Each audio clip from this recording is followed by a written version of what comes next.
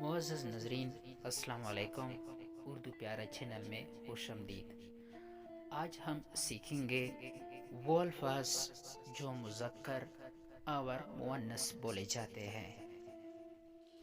معزز ناظرین، مذکر اور مؤنث کو تذکیر اور تانیث بھی کہتے ہیں۔ کل اسماء الہی اور فرشتوں کے نام مذکر ہے، مثلا خدا اور جبرائیل علیہ السلام، میکائیل علیہ السلام، اسرافیل علیہ السلام وغیرہ۔ مہینوں اور دنوں کے نام مذکر ہے، مثلا جنوری، فروری، مارچ، اپریل، مئی، جون۔ اس طرح دنوں کے نام مثلا بدھ، سوموار، منگل، جمعہ، ہفتہ۔ دنوں کے نام میں جمعرات مؤنث ہے، باقی مذکر بولے جاتے ہیں۔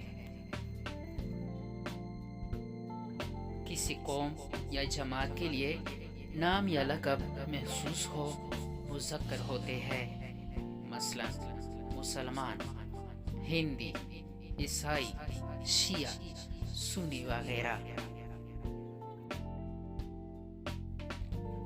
ملکوں، شہروں کے نام مذکر ہوتے ہیں، مثلا پاکستان، ہندوستان، افریقہ، عرب، کلکتہ، ڈھاکہ وغیرہ۔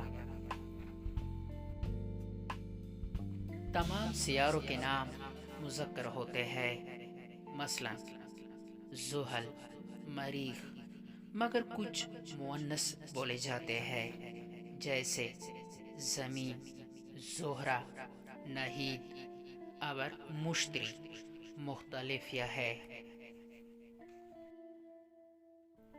سب زبانوں کے نام مؤنث بولے جاتے ہیں، یعنی مؤنث ہوتے ہیں، مثلا اردو، ہندی، فارسی، عربی، انگریزی وغیرہ۔